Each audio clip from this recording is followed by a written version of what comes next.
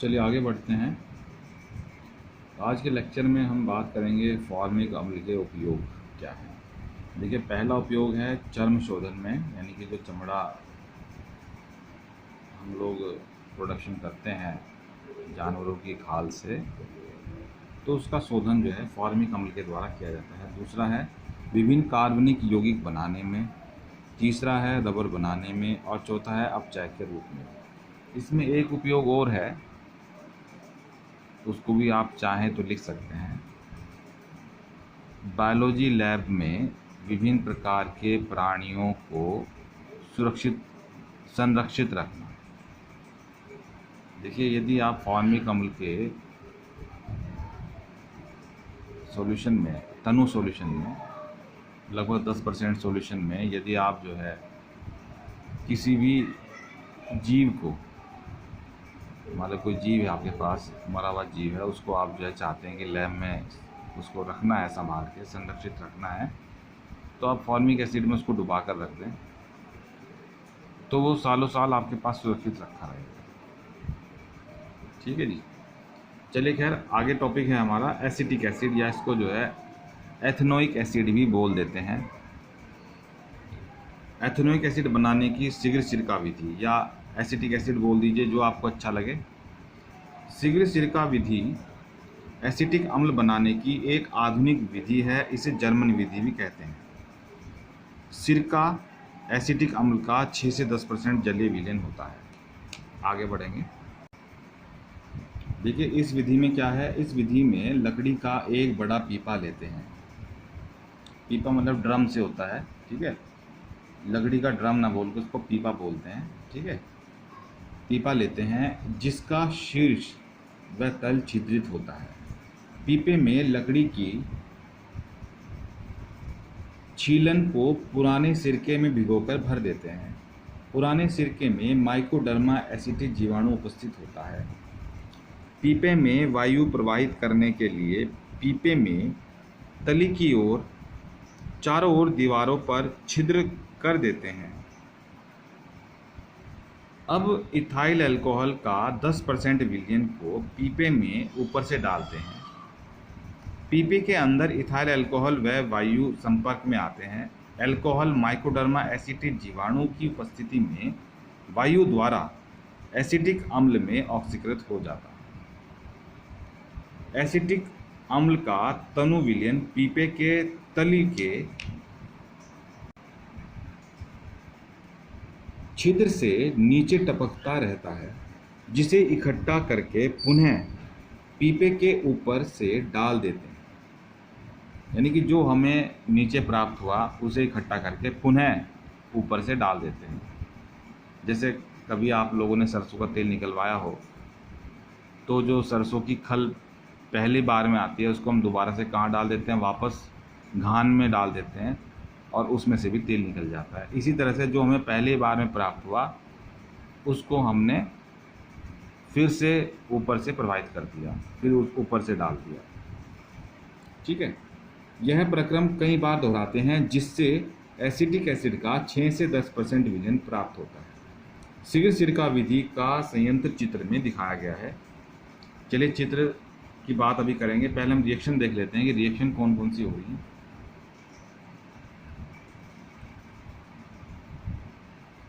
देखिए, ये रिएक्शन इसकी नहीं है, ये आधुनिक विधि की रिएक्शन है, यानी कि और जो आजकल एडवांस रिएक्शंस हैं उनकी बात करेंगे।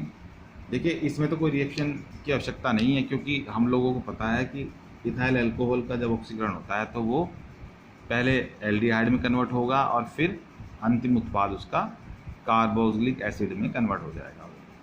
यानी कि इथाइल अल्कोहल पहले एसिटल्डिहाइड बनेगा, फिर वो कार्बोक्सिलिक एसिड बन जाएगा। ठीक है। ये एडवांस मेथड्स हैं, इनको देख लीजिए। देखिए, हमारे पास एथाइन है, जिसको एसिटिलीन बोल सकते हैं आप, जल के साथ ट्रीटमेंट करा रहे हैं, डाइल्यूट H2SO4 और HgSO4। ये मर्क्यूरिक सल्फेट है। 60 डिग्री सेल्सियस तापमान पे एसिटिलीन जल के साथ अभिक्रिया करके एथेनॉल का निर्माण करती है। यानी कि एसिटिलीन जल के साथ डाइल्यूट H2SO4 की उपस्थिति में, साथ में HgSO4 60 डिग्री सेल्सियस तापमान, तो क्या बन जाएगा? एथेनल। सेकेंड स्टेप देखिए, एथेनल प्लस ऑक्सीजन। एथेनल जब ऑक्सीजन के साथ ट्रीटमेंट करते हैं, इस एथेनल का ऑक्सीजन के साथ ट्रीटमेंट होगा, साथ में उत्प्रेरक है मैग्नीज एसीटेट, 60 से 70 डिग्री सेल्सियस तापमान, क्या बन जाएगा? Acetic acid. यानी कि ये जो एथेनल है ये एसिटिक एसिड में कन्वर्ट हो जाएगा। यानी पहले एथेनल बना, एसिटिलीन से एथेनल, और एथेनल का ऑक्सीकरण कराया गया और बन गया एसिटिक एसिड। ये एडवांस मेथड है, इसको आपको ध्यान रखना है। आगे चलेंगे। देखिए ये हमारे पास एडवांस मेथड तो हमने पढ़ा भी, ये सिरका विधि का डायग्राम है।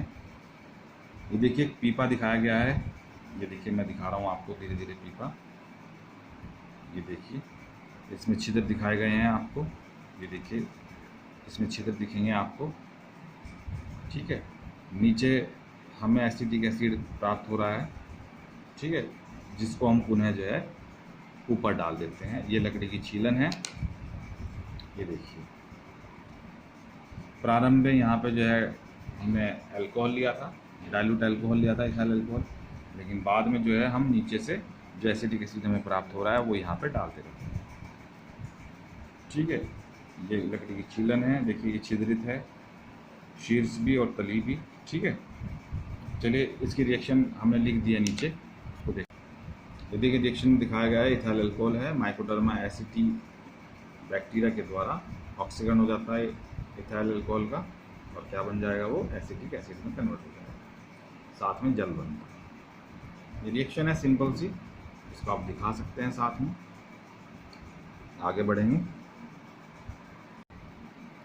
चलिए भौतिक गुणों की बात करते हैं एसिटिक एसिड के। देखिए यह तीखी गंध का रंगीन द्रव है, बॉइलिंग पॉइंट 118 डिग्री सेल्सियस है। तीसरा भौतिक गुण है, यह जो है शुद्ध एसिटिक एसिड को ठंडा करने पर यह बर्फ के समान जम जाता है, जिसे ग्लेशियल एसिटिक एसिड कहते हैं, ठीक है। यानी ये देखिए अगर शुद्ध है, मैं इस पॉइंट को थोड़ा समझाता हूँ, तो रंगीन होगा, और लेकिन जब वो जम जाएगा, बर्फ के समान हो जाएगा, तो आपको सफ़ेद रंग का दिखाई देगा। इसीलिए हमने इसको बोला ग्लेशियर जो शब्द है वो बर्फ़ के ढेर से संबंधित है, ठीक है। तो इसीलिए हमने यहाँ पे इसको ग्लेशियल एसिटिक एसिड कहा, बिल्कुल वाइट कलर का दिखता है वो, ठीक है, ग्लेशियल एसिटिक एसिड कहते हैं। आगे चलिए, अगला पॉइंट है जल व कार्बनिक विलायकों में विलय है। पांचवा पॉइंट है यह एक क्षीणशारक द्रव है, यानी कि सड़ा देता है किसी चीज़ को। माला फल फ्रूट में इसको डाल दे तो फल फ्रूट सड़ जाएंगे। जैसे आपने देखा होगा, आप मूली का सिरका डालते हैं, मूली को सिरके में डुबा देते हैं तो सिरका मूली को सड़ा देता है, ठीक है नहीं। आगे देखेंगे, रासायनिक गुणों की बात करेंगे। देखिए सामान्य रासायनिक गुण देख लीजिए आप, जो कार्बोक्सिलिक एसिड के हमने सामान्य रासायनिक गुण पढ़े, वो सभी रासायनिक गुण आप यहाँ पे लिखेंगे एसिटिक एसिड के लिए। देखिए किसी भी एग्जाम्पल को आपको छोड़ना नहीं है, एक लाइन लिख के मैंने तो सिर्फ आप लोगों के लिए एक होमवर्क का इंतजाम किया है, और आप सोचें कि मैं भी ना लिखूं तो ये आप लोगों के लिए बड़ा नुकसानदेह रहेगा। तो मेरा आपसे यही सलाह है कि आप जो है रासायनिक गुणों को जरूर लिखें, ठीक है। सामान्य रासायनिक गुण कार्बोक्सिलिक एसिड के जो आपने पीछे पढ़े, वो सब के सब यहाँ पे लिखने हैं आपको एसिटिक एसिड के लिए। अब उपयोग देखते हैं एसिटिक एसिड का क्या उपयोग है।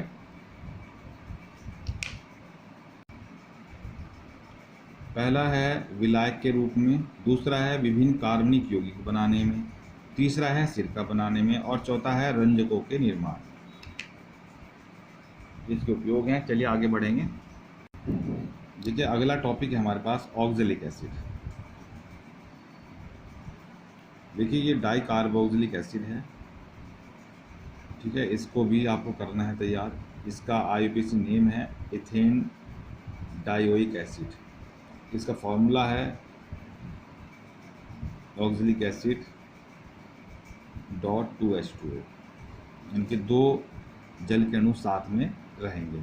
चलिए मेथड ऑफ प्रिपरेशन की बात करेंगे।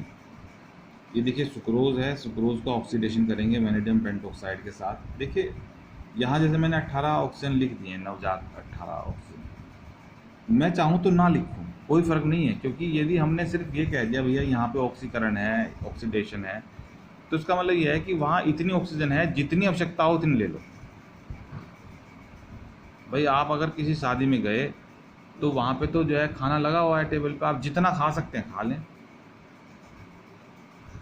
आप समझ में आ रही है ना भाई, दावत है तो जितनी आप खा सकते हैं, जितनी आपकी कैपेसिटी हो आप इतना खाएं।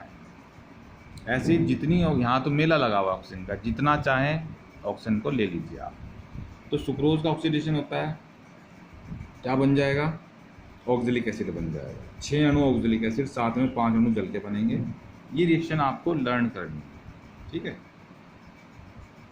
इसके बाद देखिए दूसरा मेथड हमारे पास सोडियम फॉर्मेट है। सोडियम फॉर्मेट को आपने 360 डिग्री सेल्सियस पे गर्म किया तो क्या बन जाएगा, सोडियम ऑक्सीलेट बन जाएगा, साथ में H2 गैस उत्पन्न होगी। और जब आप सोडियम ऑक्सीलेट को कैल्शियम हाइड्रोक्साइड के साथ ट्रीटमेंट करेंगे तो देखिए आगे क्या होगा। ये देखिए सोडियम ऑक्सीलेट को कैल्शियम हाइड्रोक्साइड ट्रीटमेंट करने पे आपके पास कैल्शियम ऑक्सीलेट आ जाएगा और साथ में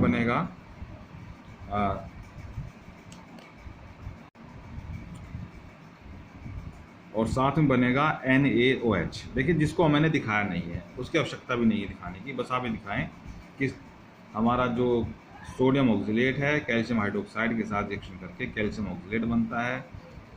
अब इस कैल्शियम ऑक्सीलेट की रिएक्शन जब आप सल्फ्यूरिक अम्ल से कराएंगे, देखिए चाहे तो ऐसे लिख लो चाहे ऐसे लिख लो, कोई दिक्कत नहीं है, क्योंकि हमें समझानी है रिएक्शन, इसलिए मैंने H2SO4 को ऐसे लिख दिया, ठीक है।